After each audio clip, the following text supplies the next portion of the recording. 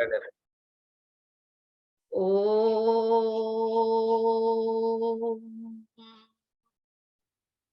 Om.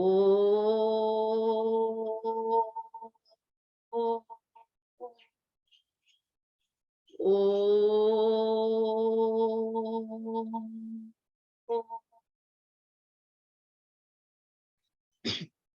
Om Sahana Vavatu Sahanau Bhunaktu Saha Viryam Karvavahai Tejasvinadimastu Ma Vidvishavahai. Om Shanti Shanti Shanti. Om Sadashiva Samarambham Shankaracharya Madhyamam Asmad Acharya Paryantam Vande Guru Paramparam. Om Gurur Brahma Gurur Vishnu Gurur Devo Maheshwaraha Guru Sakshat Param Brahma Tasmai Shri Gurave Namaha. Om Saraswati Namastubhyam Varade Kama Rupini Vidyarambham Karishyami Siddhir Bhavatu Me Sada. Karpanya Doshopahata Swabhavaha Prachami Tvam Dharma Samudachetaha Yashreha Sanishchitam Bruhitan Me Sishyasteham Shadi Mam Tvam Prapannam. Om Vangme Manasi Pratishtitha Mano Me Vachi Pratishthitam Avira Virma Edhi Vedasyama Anishtaha Shrutam Mema Prahasihi Anena Dhitena Ahoratran Sandadhami Ritam Vadishyami Satyam Vadishyami Tanmam Avatu Tad Bhaktaram Avatu Avatu Mam Avatu Bhaktaram Avatu Bhaktaram. Om Shanti Shanti Shanti. Om Bhadram Karnivihi Shrunuyama Devaha Bhadram Pashyamakshaviryajatraha Thirairangai Tuštuvagvam Sastanuvihi Vyashema Devahitam Yadayuhu Swavishtana Indro Vridashravaha Swastina Pusha Vishvavedaha Swastina Starksho Arishtanemihi Swastino Brihaspati Dadhatu. Om Shanti Shanti Shanti. Om Aham Vrikshasya Reriva Kirti Prishtam Gireriva Urdhva Pavitro Vajiniva Swa Amritam Asmi Dravinagum Savarchasam Sumedha Amritokshitaha Iti Trishankur Vedanuvachanam. Om Shanti Shanti Shanti.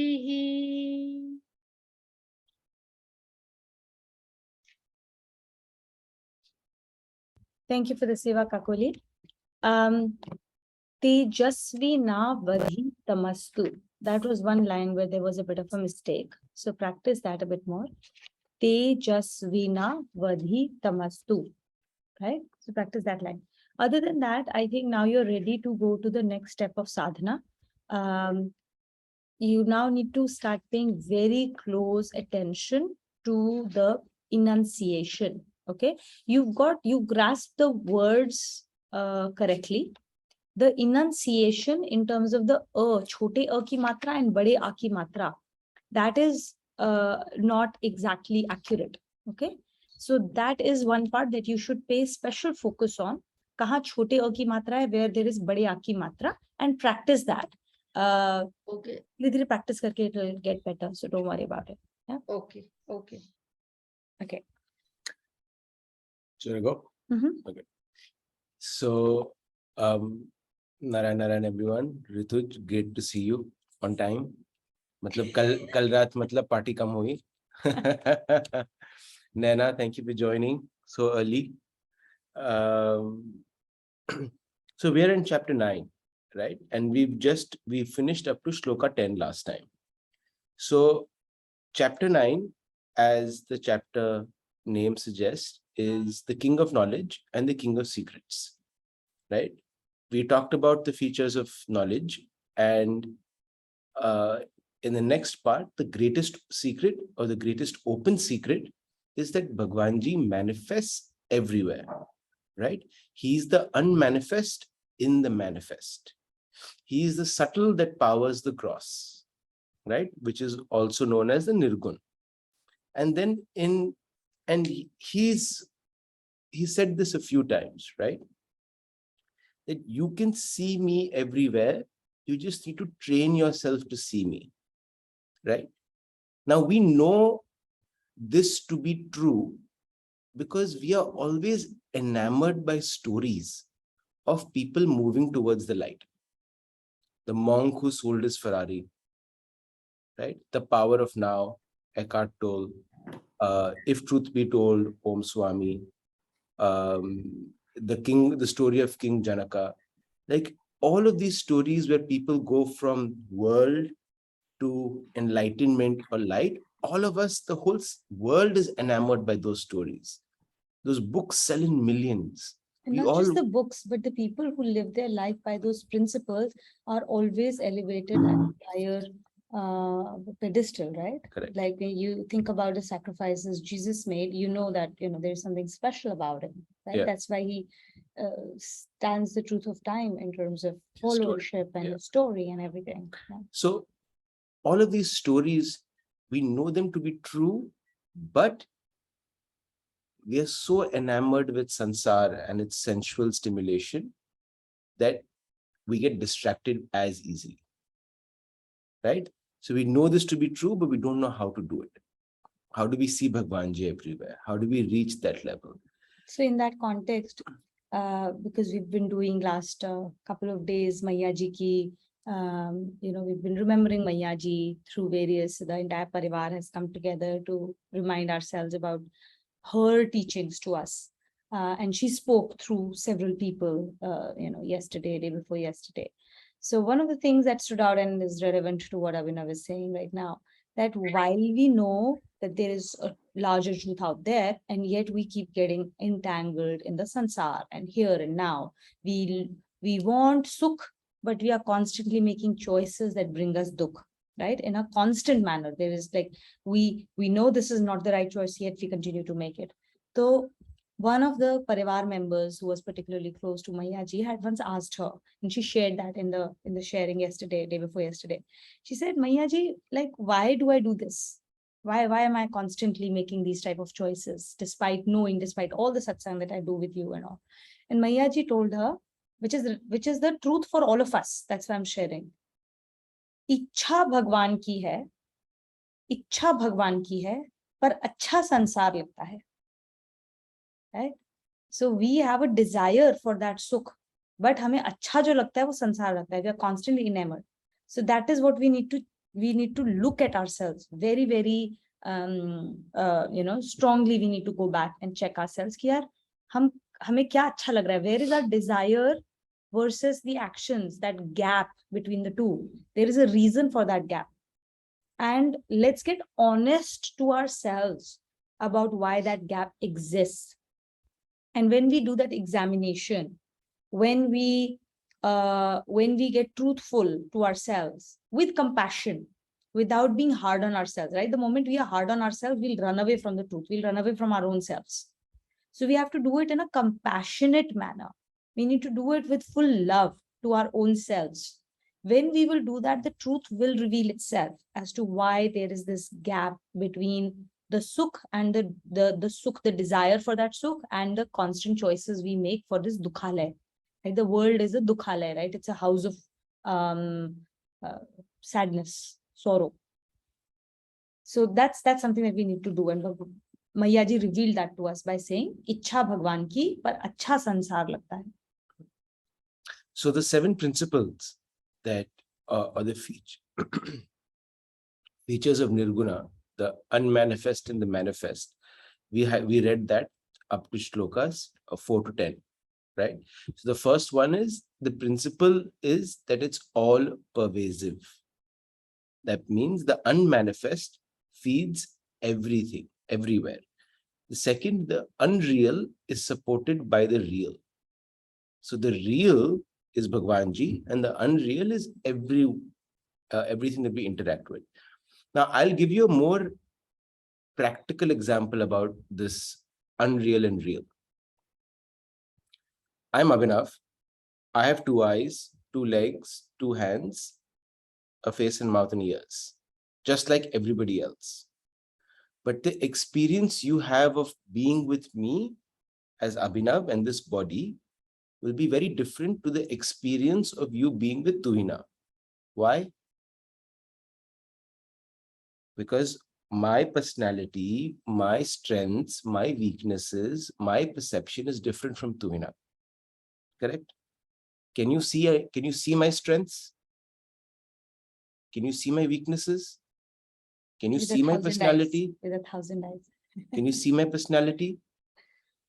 Can you see my people skills?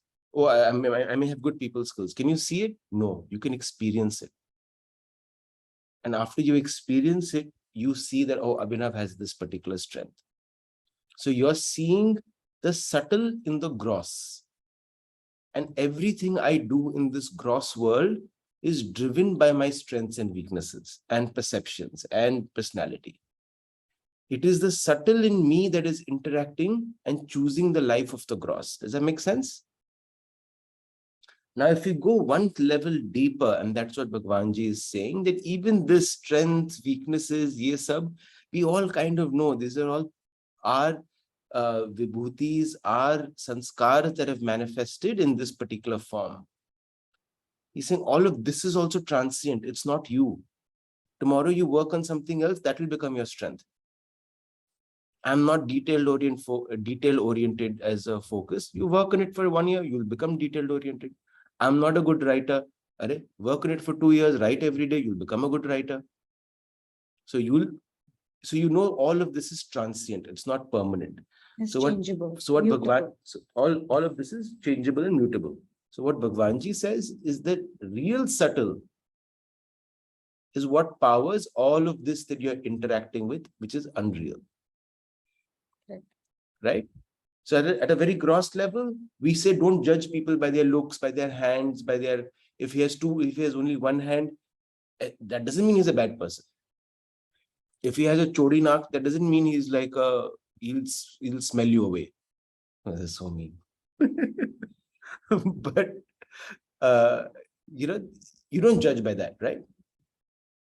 Similarly, Bhagwanji is saying, don't judge anything by anything you interact with the world, because I am sitting behind it all. That is what the principle means, that the unreal is what manifests the real. The third principle is everything abide in me. So just like smell exists in space, and after a while that smell dissipates, that doesn't mean space is gone. Smell showed up and smell disappeared. And we are just like that. We show up, everything shows up, and everything will disappear, which gives to the fourth principle, which is everything is created and dissolved. Everything that will have a beginning will have an end, and it has a beginning because it needs to come and exhaust its sanskars. Prarabdha. It has to exhaust its prarabdha, right? Principle number 5, all of Prakriti that we are experiencing today is a combination of our collective prarabdha. Everything is happening for a reason. We have to experience it for a reason. If you go through bad times, and will go through bad times, you will go through war, it is only the only reason is for you to connect to Bhagwanji.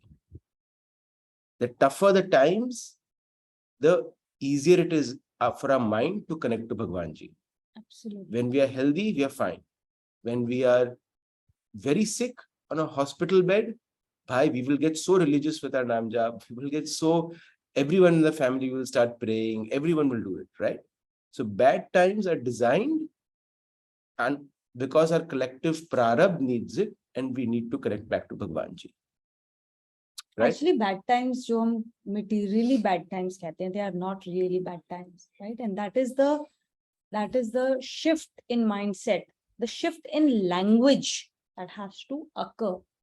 There are no bad times. Everything is good. It is designed. It is rigged in my favor. Life is rigged in my favor. That's the belief. As you go through life and you practice these principles, you will realize it. It won't just remain something that somebody is telling you. You will firmly believe it through your own experience. Life is rigged in my favor. And it is rigged in my favor, not from a point of view of material comfort. Okay, it is rigged in my favor for my ultimate welfare. Everything that is happening, if I have the subtlety, if my intellect is subtle enough to grasp it, I will realize how everything is moving me forward towards my ultimate welfare, towards the ultimate bliss, the ultimate happiness.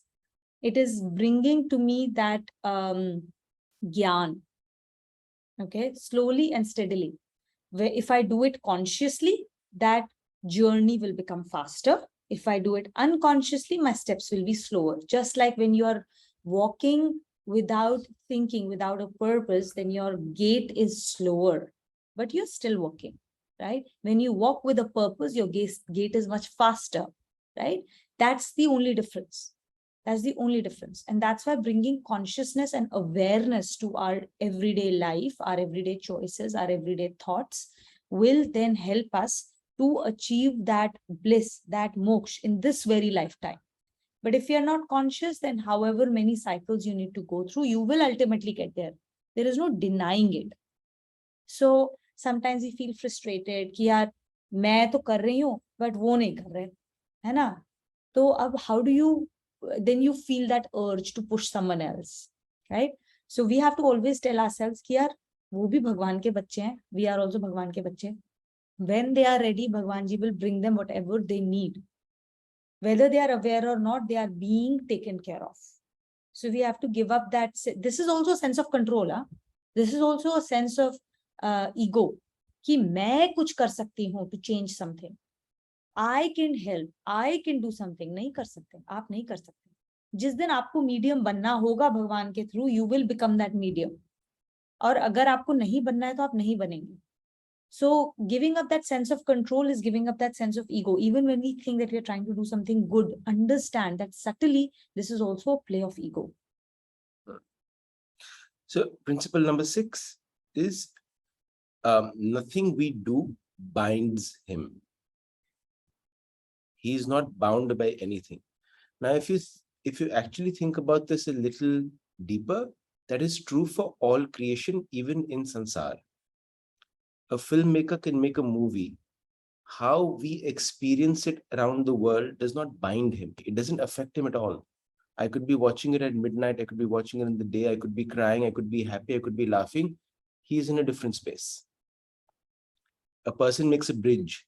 Once that bridge is made, then how many cars go, less cars go, truck goes, does not go, as long as they follow the rules of the bridge and all of that, the bridge will maintain. It does not bind the person beyond that, right? A video game creator can create a game, but how you experience and create and manage and build relationship and communities through that game and interact with others, they don't bind the creator. His creation is done, and that's the universal principle of creation. It doesn't, whatever we do, we are his creation. It doesn't bind the creator. Everything we do is on us. Okay. And principle number 7, which is the last principle, Prakriti is under his control, his watch, His governance. His governance. Yes, that's the better word, right? So everything that happens because of his will and these principles that need to be followed. he's this world is governed by those principles, and those principles are set by him, and nothing can move. And if you move away from the principles, you will suffer the consequences. There's nothing he can do to save us. You have to play the game. He can. So to that extent, this is what Maya ji also used to say, ki yaar, nature does justice. Okay, whatever you do, when you play by the rules, you don't play by the rules, whatever it is, whatever rules dictate, you will get justice no matter what. Everybody will get their justice. Whether that justice is visible to us, whether our intellect is subtle enough to even understand that justice, whether that justice is meted out in our time frames or in our time frames that we are doing a reference for or not, right? What is true is that justice will be meted out. It may be meted out in a way that we don't anticipate, we don't understand, we are not able to necessarily connect or whatever. But justice will be meted out because that's all that nature does. There are very set laws. Justice is met as per those laws. Okay. Nobody escapes those justice. Nobody, not even devas. Okay. Everybody is subject to the same laws, same principle, universally applicable. So sometimes when we think, oh, those guys, they are super rich, they are enjoying all comforts and they are doing everything wrong, they are breaking all the laws, they are doing all of these things. That person is such a good person, yet he's facing all these difficult times. Why is all of this happening? That's because we don't know. We don't have the same time reference check as Bhagwanji, and we have no visibility into everybody's life or what they are going through. We have a very limited view, just like a blind man has a small part of the view of a very large elephant, right? So just because we don't understand it does not mean that the principles have stopped to apply. That's the first part. The second is, while Prakriti, nature does justice, Bhagwanji is capable of compassion. Bhagwanji is the only one who has made this Prakriti and its laws, and he's the only one who can take you out of this Prakriti and its laws, or can be compassionate. And Bhagwanji's very nature, not just very nature, he is compassion personified. So if you come to him with full surrender, whatever you may have done, whatever the justice that may be required to be meted out to you, he's the only one who is capable of showing compassion to reduce or do whatever, like, if he thinks that you've really understood or you've already learned the principle, then he can reduce the effects of your own action through his compassion, right? There are several hundred stories in our Purans where you will see where, there is complete surrender, and how Bhagwanji shows his compassion. What does he do? Does he fully like, okay, now you have a free pass, get out of jail card? Is that what he does? Or does he do it in something else, in a different way? When you view it, you say, oh my God, that was the best thing that could have happened. Even if it sometimes means slightly, some kind of like physical discomfort. But the person also understands, and you see how it all plays out. Because it's not just about you alone, right? Not that one entity alone. We are all interconnected in several 100,000 million scores of ways that we do not have any understanding of. And whatever we do, whatever we think, whatever we say has an impinging impact, not just from a visible eye to everybody that is directly connected to us, but in several ways to people who are completely and wholly, seemingly unconnected to us. So whatever Bhagwanji does will have an interplay for lots of people. So when you start to see any one action will impinge everybody in different ways according to their prarabdha. So his Maya, his Leela is very difficult for us to fully grasp. Like why something happens or how it happens or why some people are involved and, those second degree effects, the third degree effects. But none of this is coincidental. None of this, nobody is a collateral damage in anything. That's very important to understand. Everything happens for a reason and the exact precision, like a scientific experiment. So these are the 7 principles that reflect the unmanifest in the manifest. Like that's how it works. The question then becomes, why is it so hard? Right? Why can't we see him in an easier way? Right? So that's the next couple of shlokas that he will cover. Okay, and that will make it clearer. Rituj, would you like to read? Connection of shloka 10 में. 10 and 11 के बीच का connection.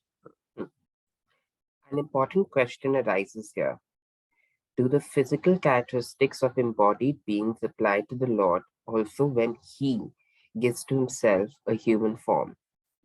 Clarifying this, the Lord says, Avjananti mamudha Avjananti mamudha manushim tanumashritam manushim tanumashritam param bhavam janantah param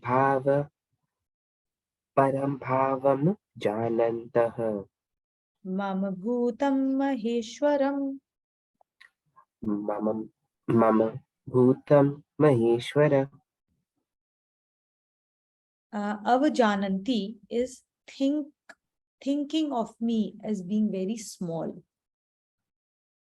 Mam is the part of that me, thinking of me as being very small. Mudha is moodlog, unintelligent. Manushim, manushya ka sharir, the body of a human being. Manushya ka, and then tanu is sharir. So manushim tanu is manushya ka sharir.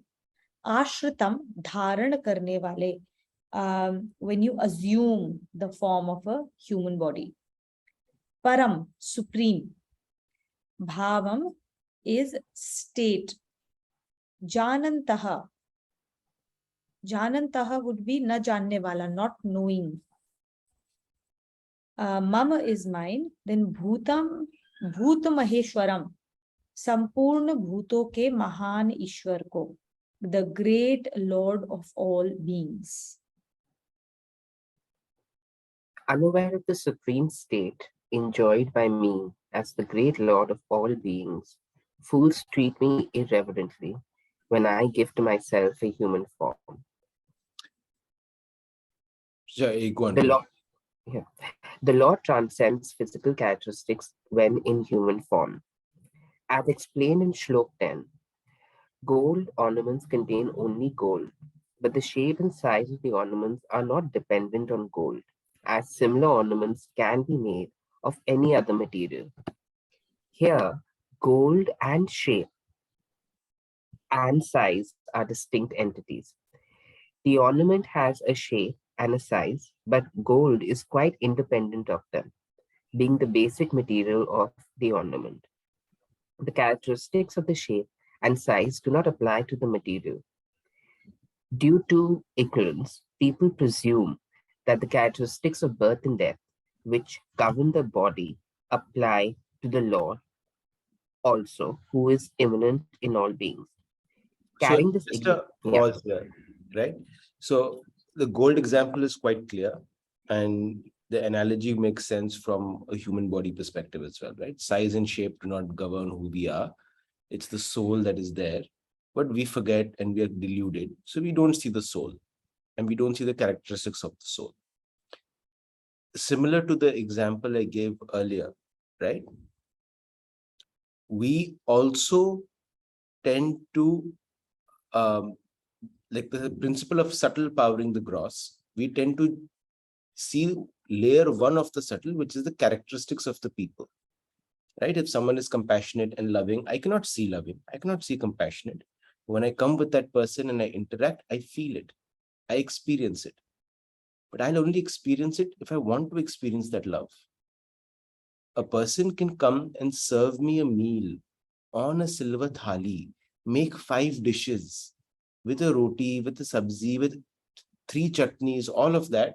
I eat it, it's not to my taste. Ekdam phika hai. You know, it's not, or it's too salty. It's not enough masala. A person who wants to experience the love will see the love in the effort. A person who doesn't want to experience the love will be like, "Arey, na bekar khana khilaya. For a party, they could have at least put paneer, or they could have at least put some masala." Right? So everyone is powered, this entire gross world is powered by the subtle. We experience what we want to experience, right? I will notice someone's friendliness with the cheerfulness with which they greet. But when a person who's cheerfully greeting me, who's a stranger, I'm like, what does he want from me? He wants my money, I'm sure. It's what we want to experience. It is how we are trained to experience. Right? This is where the gold example comes in. Is, are we seeing the gold in around us or are we not? And what this shloka says is, a fool, it's an aggressive word, but a deluded person or a fool will not even see Bhagwan Ji if he comes in front of him. उसमें भी उसको कमी दिखेगी कि ये कैसा है इंसान है. If he was really enlightened, he wouldn't be this fat. How can he be a sadhu? He's so fat. How can he be a sadhu? He looks so unkempt. Right? Our judging mind will constantly judge. But if we want to see Bhagwan Ji, we will see Bhagwan.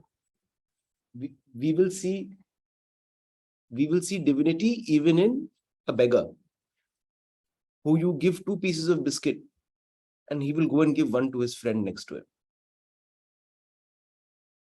Right? So it's how we want to see and how we want to experience. And what Bhagwan Ji is saying, he's all around us. We cannot see and we cannot experience because of us, not because of him. So we are the deluded ones. That's what we need to work on. And then he needs your help. So. Yeah. And then in this particular shloka, he is specifically talking about himself in an incarnated form. So he does reveal himself through incarnation in this world. Okay. Now specifically he says, okay, so if he takes an incarnated form, do the laws of nature apply to him as well? Does he have to be like, the birth, the death, the pain, the gunas, basically the effect of gunas, does it apply to him? And Bhagwan Ji very clearly states that it is impossible, that does not apply to him. Even when he takes the form of a human being, the birth, the death, the gunas, they do not apply to him at all. But when we are in our deluded form, we do not see it, we don't understand it. Okay, we think that that the varna system or the gunas in general will apply. So now think of the well-known incarnations that we understand: Jesus, Ram, Krishna, all the other incarnations that we've been aware of, right?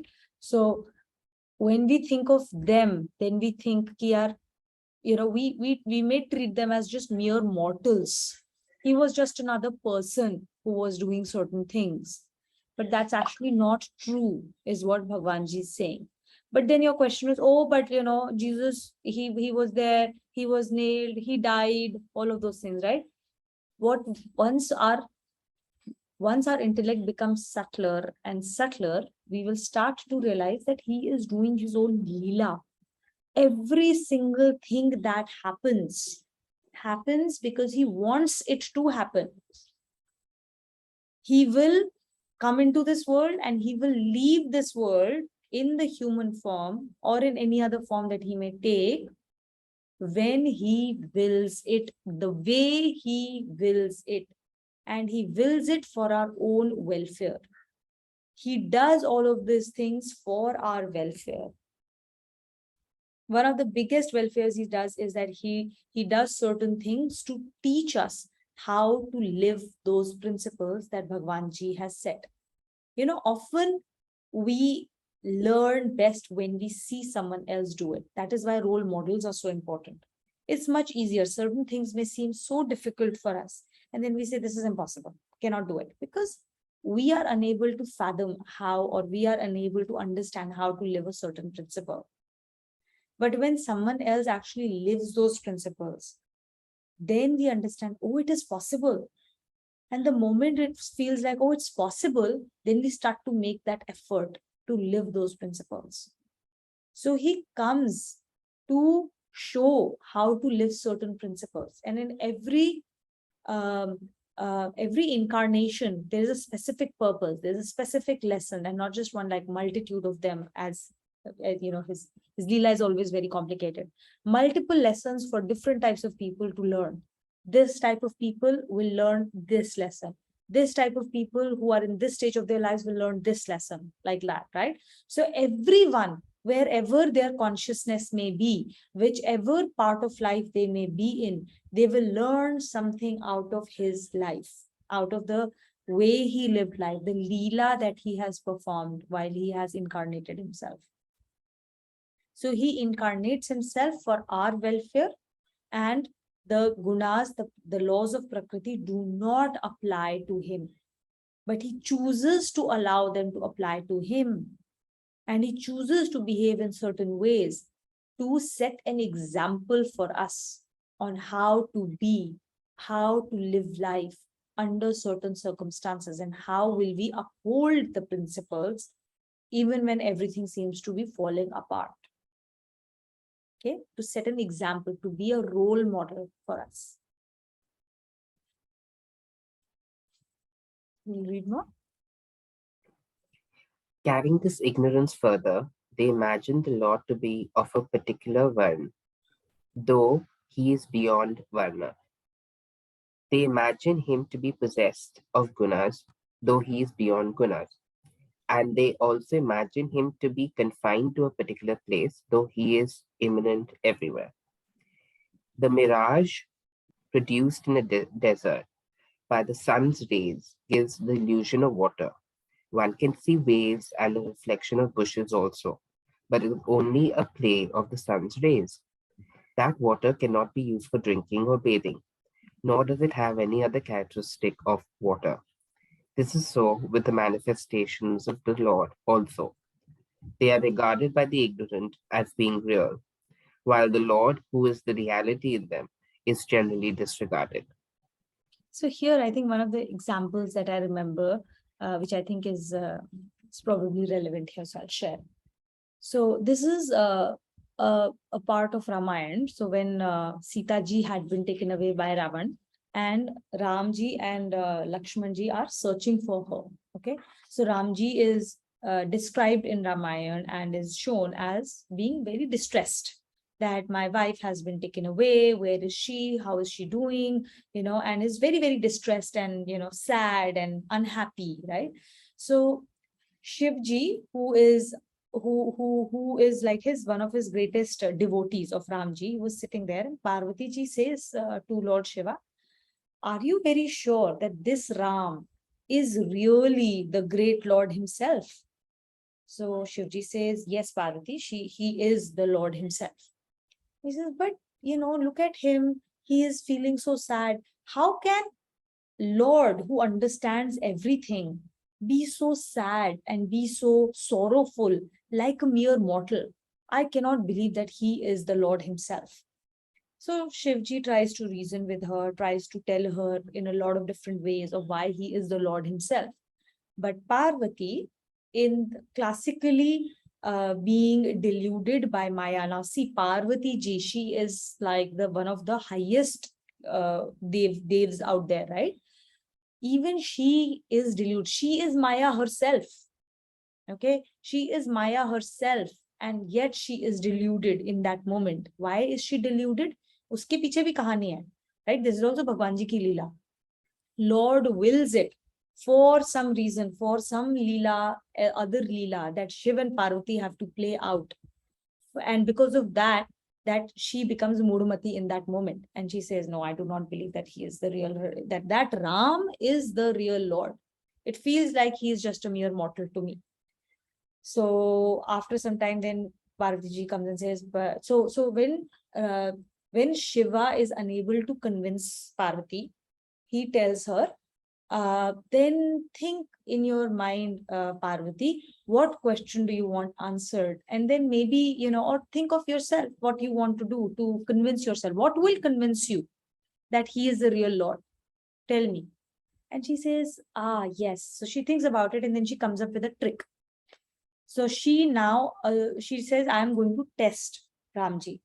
In that moment, Shivji knew. He's like, oh my God, the fact that she is not understanding and the fact that she wants to test Ramji is, it's a very bad omen. It means something is going to come out. Very good. Very good. So he says, what, this is a very bad omen. Something is going to happen and it's not going to be good. Okay.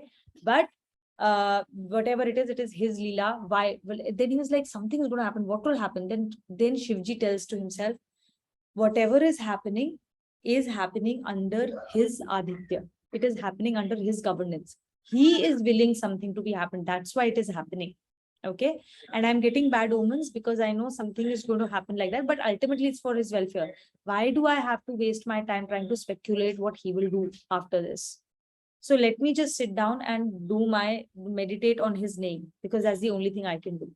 So Shivji sat down and started to meditate on Lord's name. And Parvati ji went down. She assumed the form of Sita, and she manifested herself in the path of Ram and Lakshman. And she walks towards them and she says, she does namaskar to him. And Ramji looks at her and she says, Parvati Ma, how is Shiva? And in that moment, Parvati ji was like, she was extremely ashamed and extremely, like, she obviously instantly got the answer that he's not a mere mortal, he knows everything. And she fell at his feet and she said, okay, now I know, and I'm extremely sorry for this. Now what do I do? Right? Like, no, she just says that, yeah, I'm sorry and thank you for this, and then she goes back. Right? Now, so first thing is that even she could get deluded. So that is the power of Maya, and it deludes us as well. If we do not surrender ourselves to the Lord, who can take us out of that Maya? So that's that. Now then there is another story of what happens after that to Parvati and all. But this is one very important thing for us to understand. I thought this was an example in Quran that describes exactly this. Go on. The many names of the Lord. The Lord has been given many names, signifying his different aspects. They represent the many aspects of his infinite power. On contemplation, each of these names concentrates the mind of the devotee on him, but the Lord himself remains aloof from all such names. Self-realization by contemplation of the incarnated form of the Lord. The devotee, visualizing the Lord in his incarnated form, establishes one of several human relationships with the Lord, contemplating him as a human being.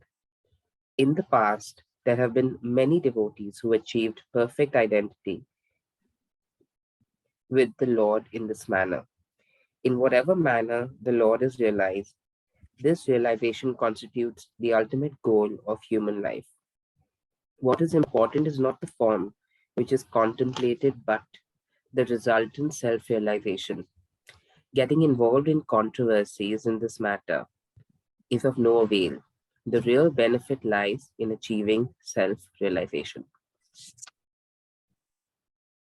So the way we have all these senses, right? And we are bound by the limitations of our senses. So that helps us in relating better to something that is Sagun and Sakar. Okay, Nirgun Nirakar pe for us to contemplate is very difficult, because for us to contemplate on even the concept of what is Nirgun Nirakar is completely beyond us, because we are bound by our mind. Our mind is what takes the flight of imagination, and that mind itself is bound by the gunas. So it is very, very difficult. And that is why Bhagwanji takes a Sagun root. He takes a Sakar root. He takes a Sagun Sakar root for us to identify him better, for us to relate with him better. So just to add here, right, Sagun basically means the gross form. And he takes... No, Sagun and Sakar means, yes, I mean, both The of these are gross form. gross, but Sagun means having the gunas, but it may or may not be Sakar. So Sakar meaning something that we can see, touch, feel, that becomes Sakar. So when he takes form, and we have so many different gods, so many different versions, Names, yeah. size, shapes, names of the Lord, it's only because there is so much choice for us to find the one we most relate to in this life based on our prarabdha, our sanskars and our desires. Yeah. There is no one path that way he said, because that ultimate path is so subtle, it will be so hard for us to even get started.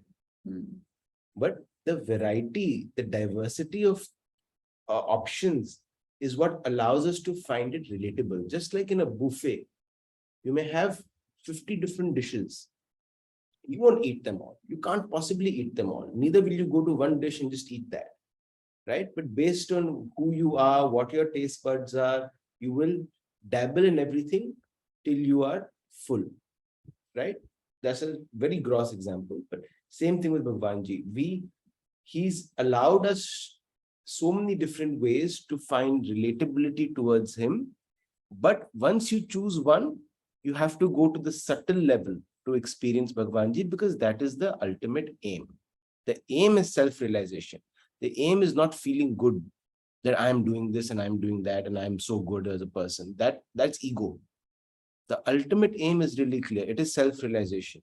So if you've chosen a path, go deeper, go subtler, till you reach the point that you're one with the identity. So Bhagwanji is basically exactly what Abhinav said. He's saying that while your ultimate goal is to get to the Nirgun Nirakar, but the Sagun Sakar aspect of him will help you relate to him better. We know how to develop deep relationships with other human beings, other people, right? And so we choose the form, and there are several examples where we have seen how that a different type of a relationship that appeals to that person has helped him realize God. Now, Arjun relates to Krishna as a sakha, as a friend.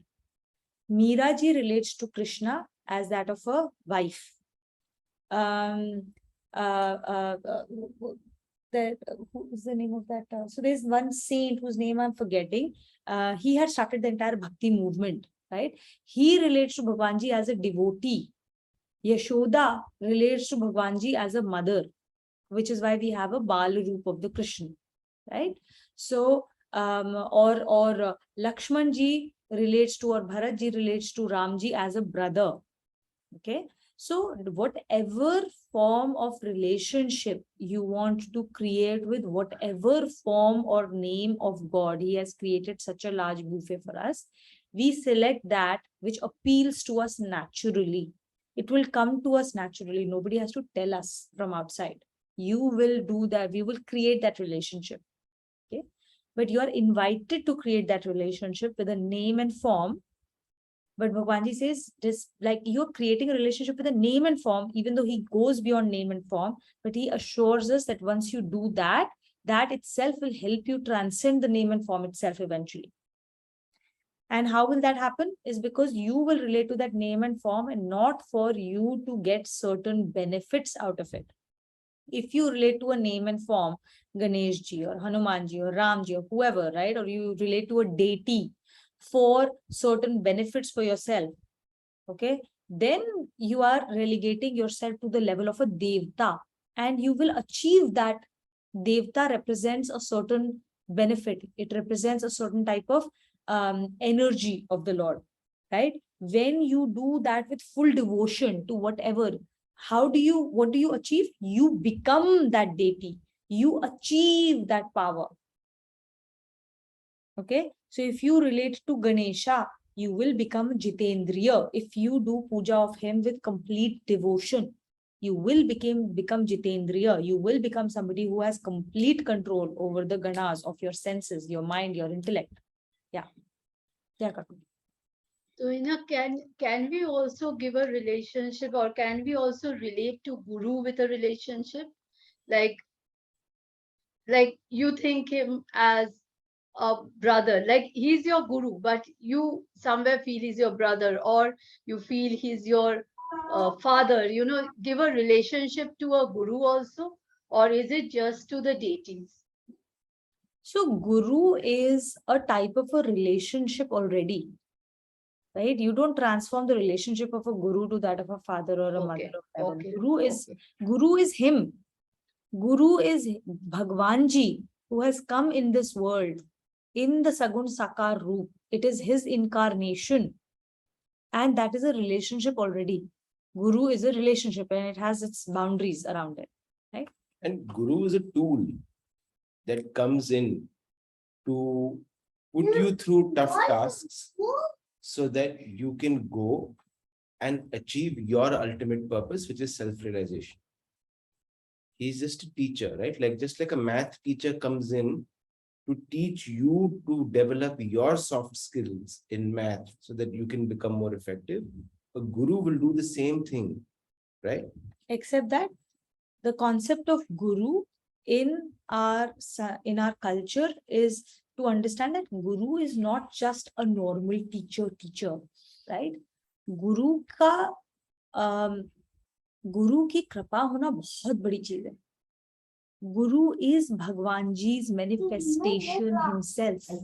So when Bhagwan Ji thinks that you are ready, he will send Guru in your life. You don't go around finding Guru. Guru will find you when you are ready. So हमें सिर्फ अपने आप को ready करना है. But because we don't have that Sagun Sakar Guru in our life doesn't mean that Guru is that, or that Guru Tattva is not present around us. Guru Tattva is all around us. And right now our Guru is what? Gita Ma. Right? We have Gita Ma in our life. We have the Guru Tattva. When we are ready to learn, we learn even from a tree. Right? So Guru Tattva is all around us. And the importance of Guru is extremely high. That's why when we start our invocation shlokas also, हमेशा क्या कहते हैं, जब भी कोई आप कुछ भी start करो, सबसे पहले गुरु को प्रणाम करो. सबसे पहले अपने गुरु को प्रणाम करो. Because he is the one जो आपको तराएंगे इस भव सागर से. सबसे पहले गुरु को प्रणाम करो. Then comes Ganesha. And then comes everything else. All starts with Guru first, because Guru is God himself. And we should not, like Shalini Didi also says, the word Guru, we should put it on a pedestal and apply that reverence to it. You do not use it lightly, ever. Never use the word lightly. Like we have ourselves sometimes felt ki Shalini Didi is our Guru, Kumar is our Guru. She's very strict about it. We're not gurus. Do not use that word. It's a facilitator. Guru is somebody जिसको आपने कभी life में गुरु मान लिया ना, तो फिर जो बोलते हैं वो करना ही है. You have surrendered yourself if you've asked somebody to be your guru. You've surrendered your life. You've surrendered your will. You don't have any will. Then you're not sitting here evaluating. गुरु ने जो बोला सही किया क्या, करूं या नहीं करूं, अच्छा है मेरे लिए, नहीं अच्छा है, नहीं होता वो. That then he's not your guru. You've not accepted that person as your guru. Right? गुरु मतलब विल को आपने पूरा दे दिया, उन्होंने कहा वो करना ही है. You have no choice in the matter. So we cannot use the word guru casually. We should not accept somebody as your guru casually. You have to test, is this person worthy of being my guru? And that guru will assume you. And when that guru finds you, you will not have any doubt left. Because when that guru finds you, he will bind you. Because you are ready for it. Okay. So we'll read the next connection. Okay, will you read with us? Sure. Connection. Those who are ignorant of the supreme power and immanence of the Lord impute the characteristics of an ordinary human being to him.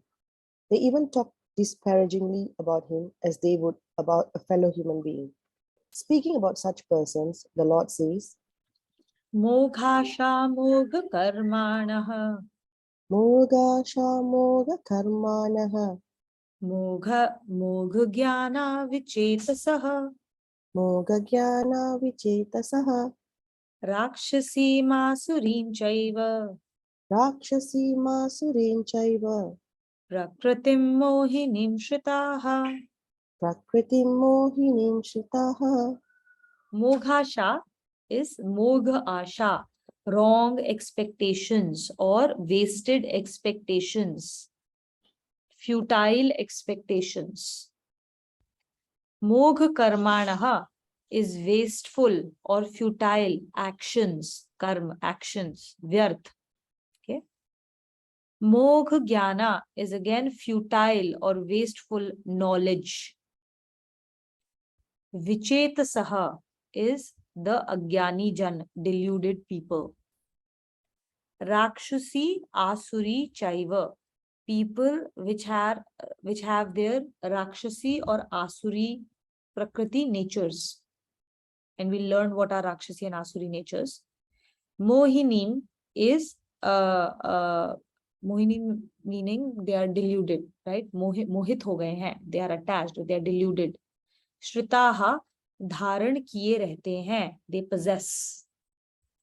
So this shloka is a perfect example of what not to do and what not to be. So, and there are essentially three types of behavior.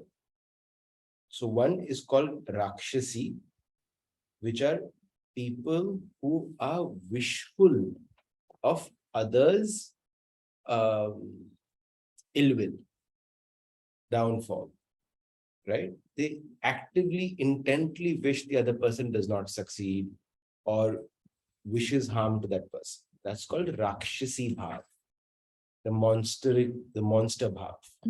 That's Asuri Bhav. No? Asuri is towards your selfish motive. Your I want more. I want this. I want more stimulation. I want more money. That is your personal desire. That is called Asuri Bhav. Right? So, Correct. and the third is Mohini, which is deluded nature. So a person who clings to wrong knowledge despite being given the facts or despite being given access to the facts, right? So that's called Mohini Bhav, right? We have examples of all three of this in our lives that we have done or we see others around us do as well. Yeah. And what is interesting is the word being used is Rakshasi Bhav, Asuri Bhav, and Mohini Bhav. Now you all remember Bhav means intent with emotion. Or tendency. Tendency. So this Bhav can exist for one moment in our mind. But that is a representation of the Rakshasi Bhav. Which is why we say Gita ko implement karna hai, you just need to focus on the Bhav level. Right? In a gross form, we understand what it means. But it's at the Bhav level that we first need to catch it. Right? And all of these three things are a sure, short way to move away from the path and to get further into samsara. So now we'll read a bit more about all this. Deluded persons, with their discernment clouded by Maya, cherish vain hopes and indulge in futile pursuits. Possessing vain knowledge and devoid of sensibility, they hold fast to their evil and base natures. Imputing body characteristics to the Lord, an indication of base nature. The reflection of the moon in the water appears to be disturbed when the water is disturbed. Clearly, this disturbance is not in the moon, but is in the water which reflects the moon. The effort to seize the reflection of the moon would be vain, and so would be the effort to illumine the room with the reflection. The first line of shloka points towards such vain hopes, futile pursuits, and vain knowledge, which arise when body characteristics are imputed to the Lord. So this is, the Mogh Asha, Mogh Karma, and Mogh Gyan, right? Mogh Asha is what? Mogh expectations are seeking permanence in this impermanent world. That is Mogh Asha of first class, right? So we expect certain things will live forever, certain things will stay forever, and trying to seek happiness in this world by chasing the impermanent things in this world, name, fame, money. The expectation that any of this is going to give me happiness is your first level, your first class Mogh Asha. And we are all guilty of it, right? Now, this kind of Mogh Asha, wrong or wishful or vain, futile expectations, then lead to futile karma, futile actions, right? It becomes the basis of our futile actions. So all actions that we do towards gaining these material objects, घर बना लिया, bank account भर लिया, ये सारी चीजें, these are futile actions. जो होना है होगा, आपको जो मिलना है मिलेगा. What you need to focus instead on is dharma and moksha. Arth and काम have already been taken care of. Moksha and dharma is what we need to focus on. But हम करते क्या है, हम कर्म, हम अर्थ और काम के पीछे भागते हैं. Desires and fulfilment of material fulfilment, material objects in this world, right? That is मोघ, karma. Futile actions, wasted actions. Effort भी किया, कोई रिजल्ट भी नहीं निकलेगा उसका. Yeah. And then you have Mogh Gyan. Why is all of this the case? Because we are working out of wrong knowledge, vain knowledge. What is that vain knowledge? The vain knowledge, the wrong knowledge is that this world is permanent, that Maya is real. Not knowing the difference between real and unreal. Taking this world to be real, taking everything we see or experience or feel through our senses to be real and getting attached to it is the wrong knowledge. So your wrong expectations and consequent wrong actions are based on this wrong knowledge, the ignorance that we have. Okay. And then what do these create?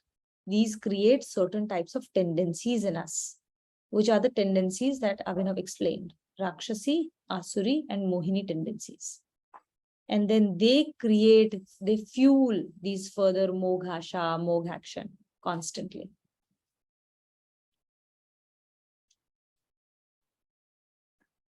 Evil and base natures and delusion. The second line of this shloka makes a mention of these natures. These words denote the lower levels of human consciousness. These levels of consciousness exist in people who cling to their ignorance, mistaking it for supreme knowledge.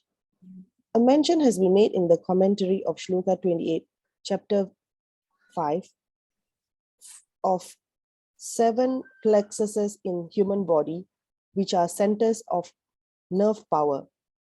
When consciousness is confined to the lower plexuses, a person is wholly motivated by animal tendencies of enjoying the pleasures of eating, drinking, sleeping, and sex, regarding them as the supreme objectives of human life. The tendency to strive for harming others is called Rakshasi or evil nature. The tendency to profit by suffering of others and to serve one's selfish ends is called Asuri or base nature.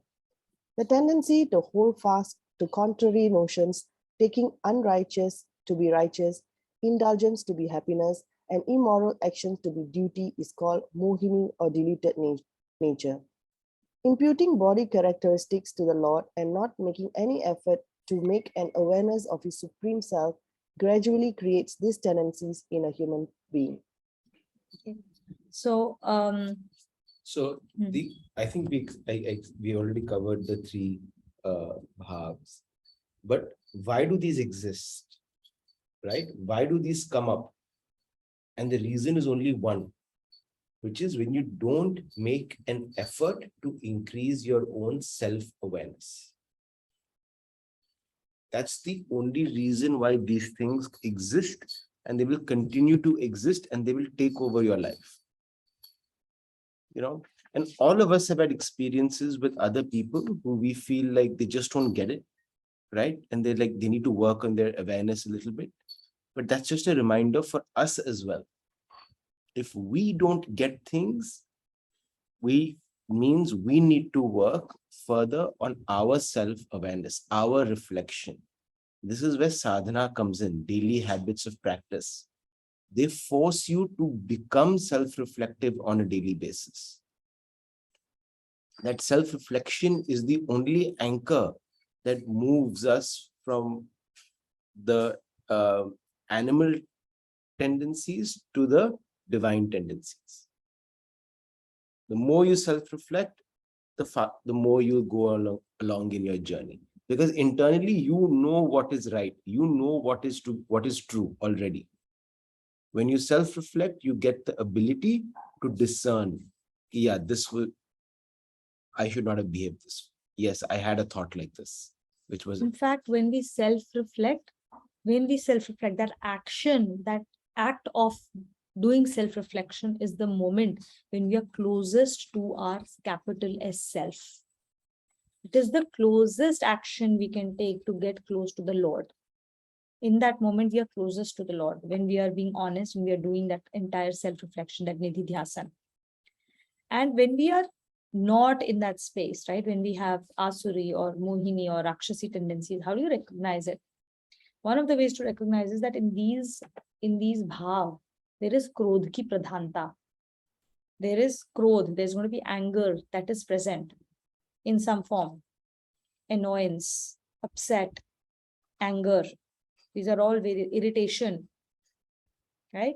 They all come from one of these three type of tendencies. When we hold on to these generally accepted principles कि ऐसे ही होता है, इस दुनिया में तो ऐसे ही होता है, ड्राइव तो देनी ही पड़ेगी, राइट? और वो टेढ़ी उंगली से ही घी निकलता है. All of those manyataएं in this world, when you hold fast to them without understanding why or where, these are like, those deluded concepts. This is the agyan that we constantly talk of, or the wrong gyan that we talk of, that we need to shed, right? Which is why getting children involved in this at the earliest possible stage is the best thing. कि हम लोगों को बहुत मेहनत करनी है, 40 साल का इतना सारा गंदगी हमने जमा कर रखा है. First, that has to be taken out of our lives, and then only we can fill our glass with a clean water, right? जबकि बच्चों का glass is empty glass, so their glass gets filled with clean water much faster. They have lesser work to do to accept the right principles and to employ them in their lives.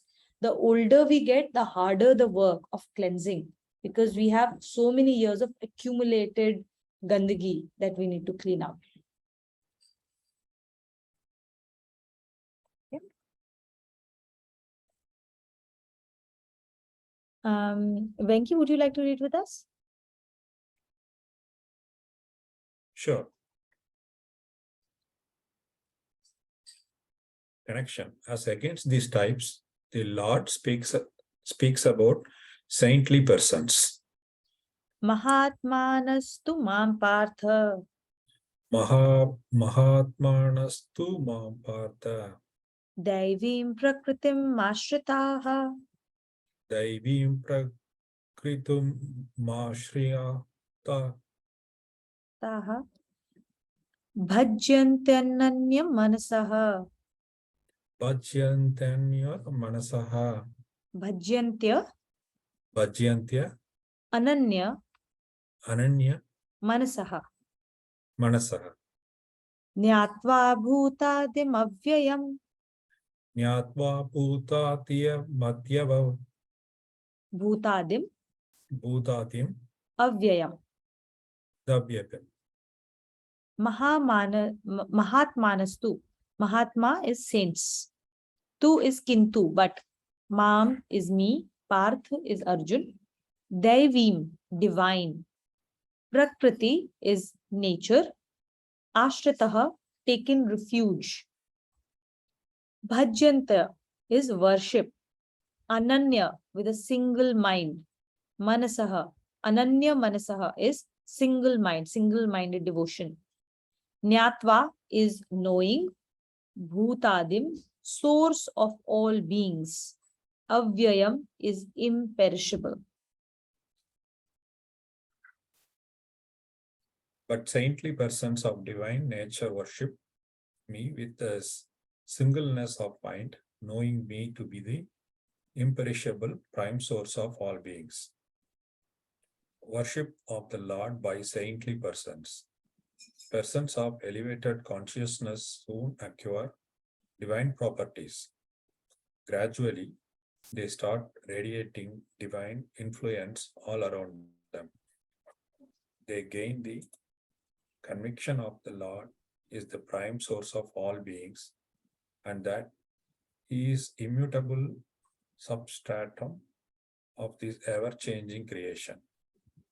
Such persons have an unshakable resolve to achieve self-realization, and they are not tempted by the hollow and momentary enjoyments of the world. Just as a grown-up person has no interest in playthings of childhood, for a person absorbed in divine thoughts, worldly enjoyments appear insipid and without any substance. This is what is meant by divine nature of such saintly persons. So we've talked about this a few times, right? That you should have single-mindedness towards God. And once you have that, then you will see it. Mano fir jano. First, believe that he is there to be experienced, and you will start experiencing him, and then you will acquire these divine qualities. Let me give you an example here, which is a gross form, which doesn't cover all the aspects. We all watch movies, right? And in movies, there are these, anyone who's a movie buff will know that some directors have a director's trademark, right? That every movie of that director, they will leave a little trademark, which tells us it's made by that director. So even if we don't know the director's name, we will see that trademark and we'll be like, this is made by that director. I'll give you an example, the one that I know of, but I know there are plenty more if you look at it in both Bollywood and Hollywood. The one I know of is a animation studio called Pixar. The movie studio that has made Toy Story and Ratatouille and Up and Soul and Inside Out, etc. Now, Pixar is an animation studio. They are the content creators for these movies. Every Pixar movie will have a reference to its future movie and a couple of references to the past movies it has made. So the movie could be, you're watching a movie which could be about cars, right? The movie Cars. But in that somewhere, you will see a couple of characters that they have created for other movies and a reference to the next movie they're going to create. So people watch the entire movie just to see those subtle signs across the entire frame, right? And if you go to YouTube, if you go online, you will see lots of these examples across all these movies and stories.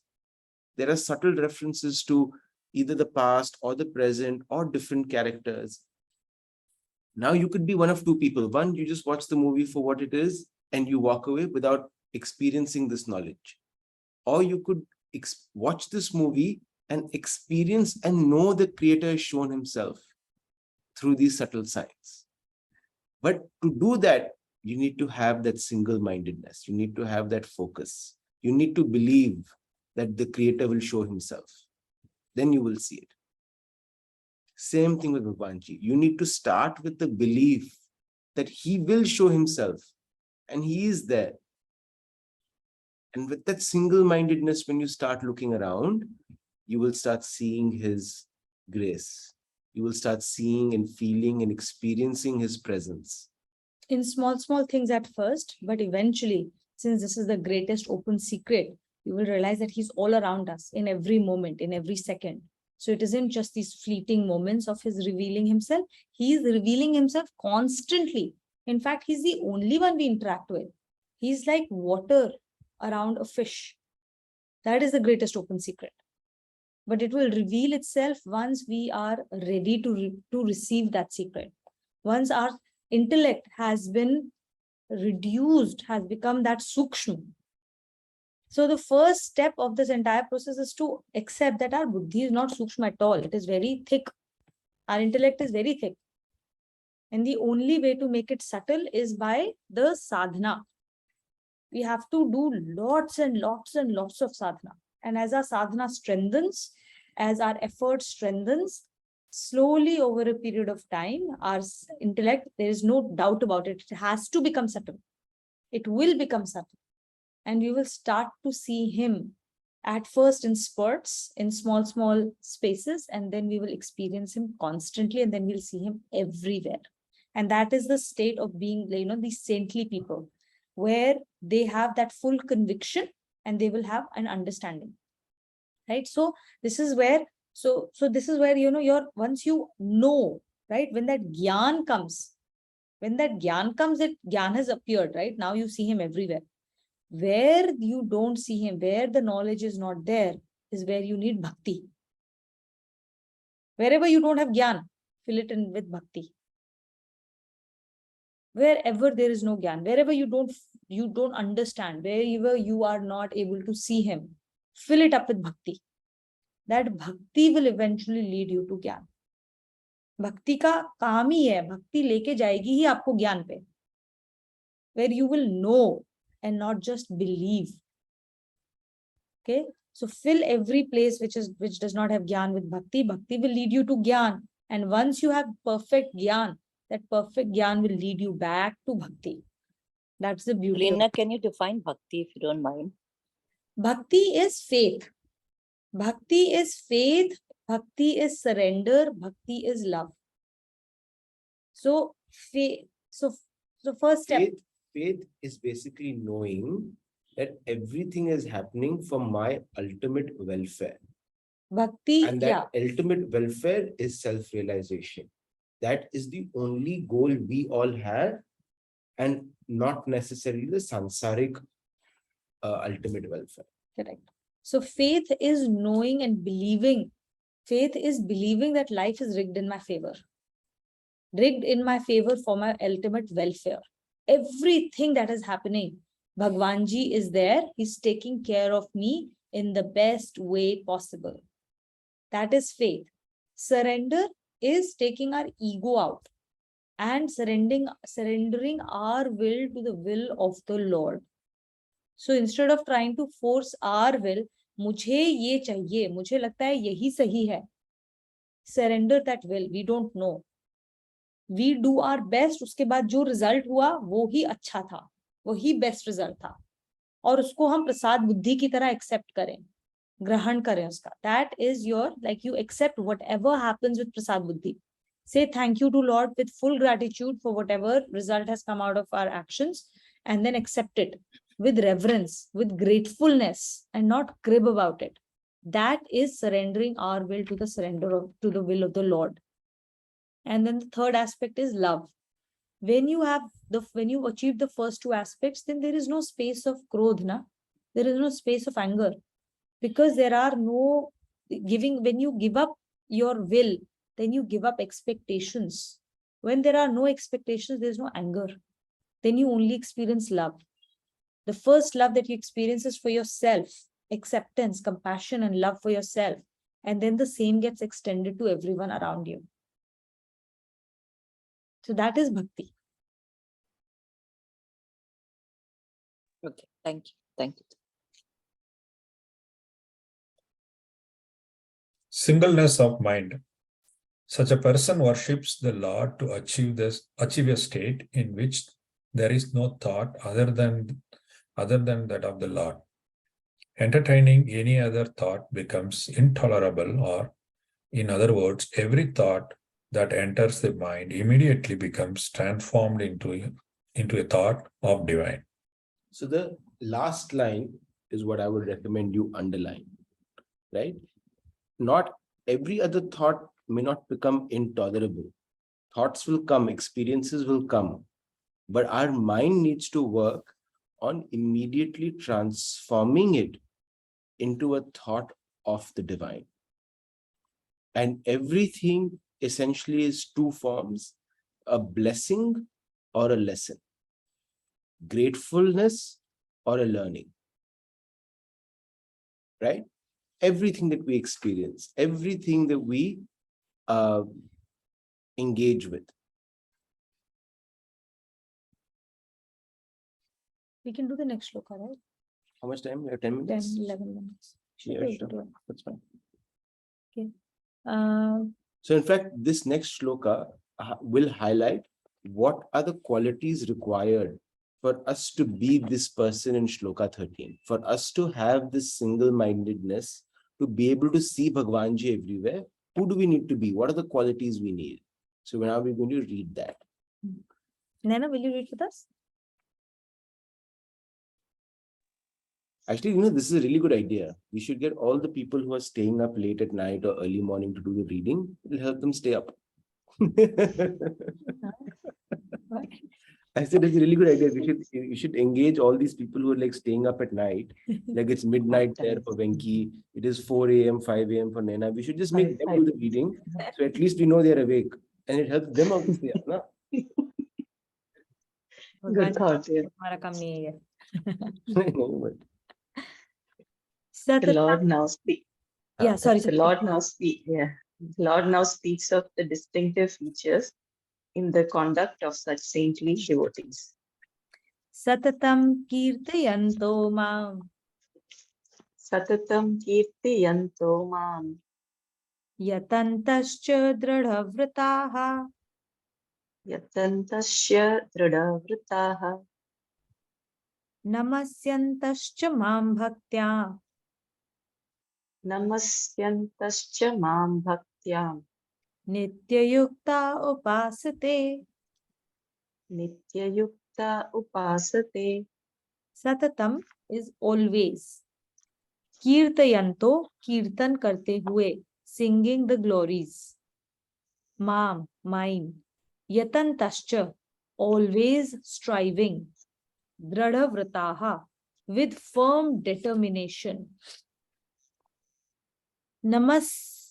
नमस्यन्तश्च, प्रणाम करते हुए, prostrating before me.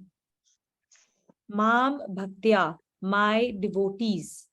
Nitya yukta, always connected with me through yoga, through dhyan. Upasate, upasna karte hain, worship me.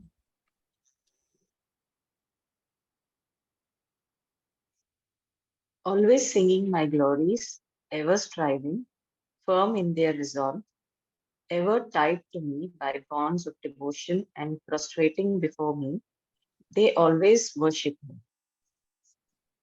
The distinctive features of persons with single-minded devotion, the 6 such features are detailed below. Firm resolve. The minds of such devotees remain unshaken by circumstances, favorable or unfavorable. They use every circumstance for the worship of the Lord. For example, when in good health, the devotee performs duties towards everyone as service to the Lord, who is manifested in everyone. When ill, it is considered to be a very appropriate time for the constant remembrance of the Lord. Thus, either way, the circumstances help in constantly remembering the Lord. so this is what we just talked about earlier.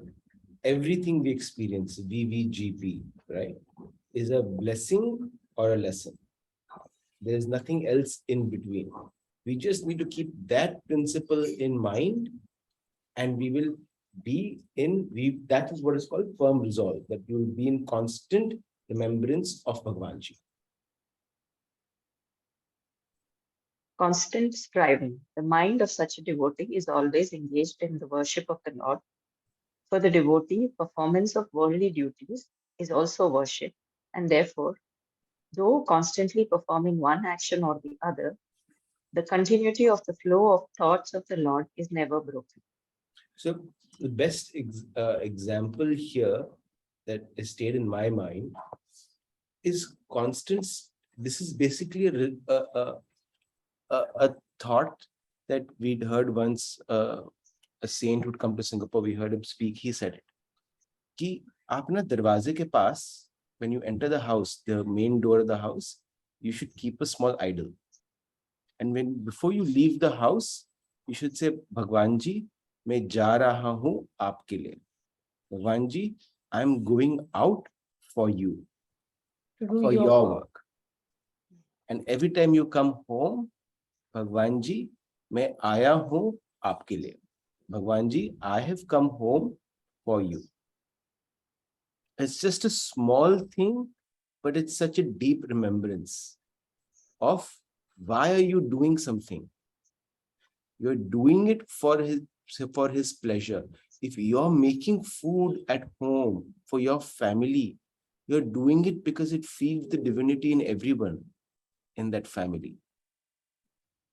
Right? You cater to their taste buds, you cater to all of that, but you're actually doing it because there's divinity in all of us. And that is what we need to constantly strive towards thinking and remembering. Singing the glories of the Lord. Usually people pay no attention to disciplining their speech, but a devotee is very careful while speaking. The devotee's speech becomes so sweet that it appears like a kirtana or like chanting of the glories of the Lord. It acquires a sweetness, culture, and effectiveness which are quite remarkable. In fact, a devotee holds the firm view that the power of speech should be used only for chanting the Lord's name. So this is essentially how we speak to each other. How do we talk to people around us? Right? How do we reprimand? How do we discipline? How do we engage when things are going nice, we talk nicely. That is really easy for all of us to do. When we experience love and someone is loving us, it's very easy to love them back.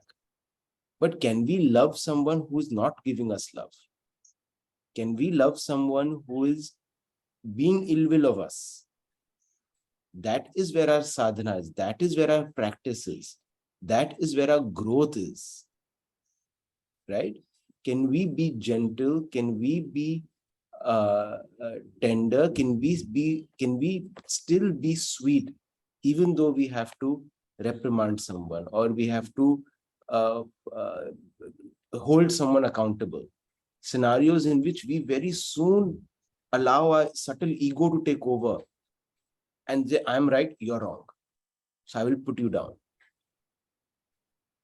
Most easily done with people, our loved ones, our children.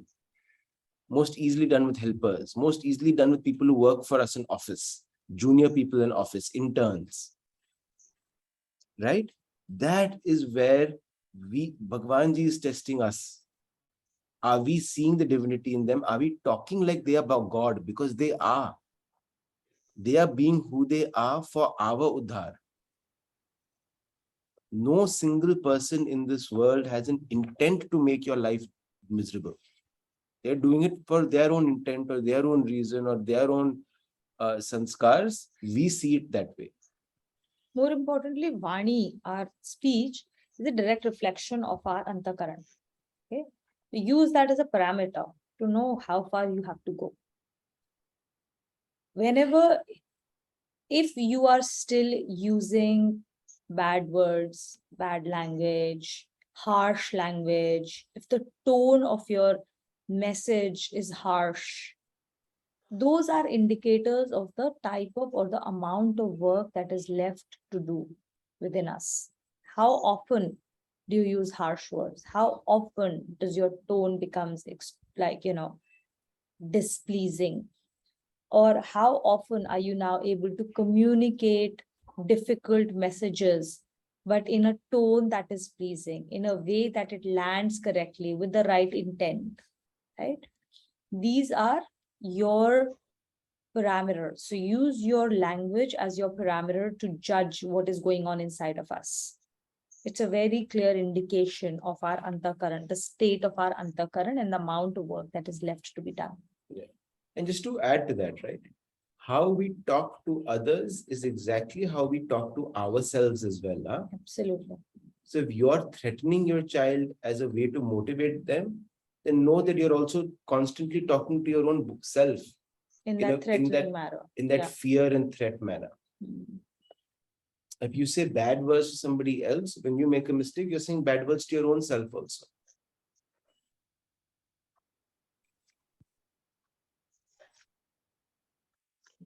Control of the senses and body. The devotee keeps the senses and body under strict control and uses them only in the service of the Lord while performing duties. This helps in maintaining enthusiasm and sincerity. Salutations to the Lord. Such a devotee becomes humility personified, as the Lord is seen in all the persons, circumstances, and occurrences. All senses of the individual ego is ruthlessly eradicated. So faith and ego are inversely proportional. More ego you have, the less faith you'll have. And the more faith you'll have, the less ego you have. Which is the highest sense, the highest level of faith is surrendership. But for you to be in surrender, you have to completely eradicate your ego. Yeah, so there is this doha, right? Prem ki gali ati sankri. The lane of the love is very, very narrow. Two of us can't, do now samay. Two of us cannot stay in that. It's only you or it's only me. So when I am there, you are not there. When you are there, then I am not there.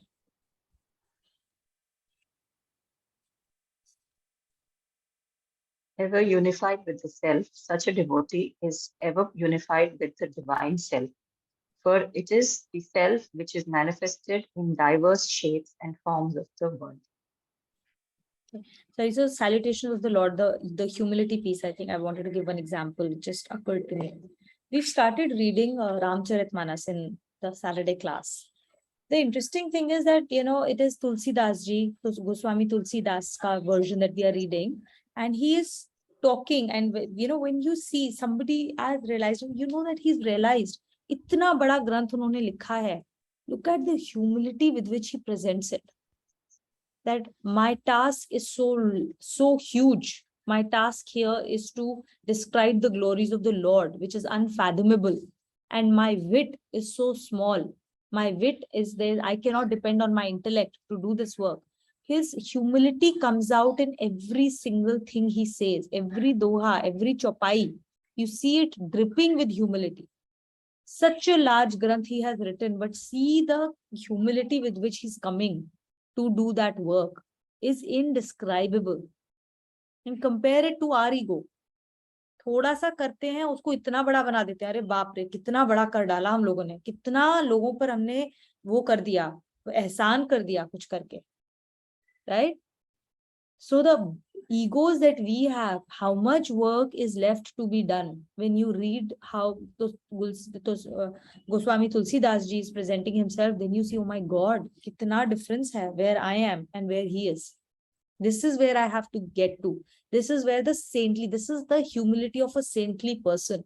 क्यों कितना बड़ा बड़ा काम करके निकल जाते हैं और फिर भी वो किस तरह से अपने आप को grounded to earth रखते हैं, where we are. एक सेकंड में उड़ जाते हैं.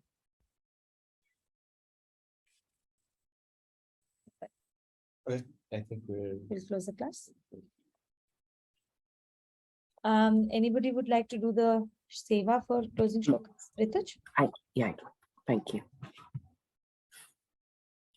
Om Sarvesham Swastirbhavatu Sarvesham Shantirbhavatu Sarvesham Purnam Bhavatu Sarvesham Mangalam Bhavatu. Om Shanti Shanti Shanti. Om Sarve Bhavantu Sukhinah Sarve Santu Niramayaha Sarve Bhadrani Pashyantu Ma Kaschit Dukh Bhag Bhavet. Om Shanti Shanti Shanti. Om Asato Ma Satkamaya Tamaso Ma Jyotirgamaya Mrityorma Amritam Gamaya. Om Shanti Shanti Shanti. Om Purnamada Purnamidam Purnat Purnamudachyate Purnasya Purnamadaya Purnamevavashishyate. Om Shanti Shanti Shanti. Om.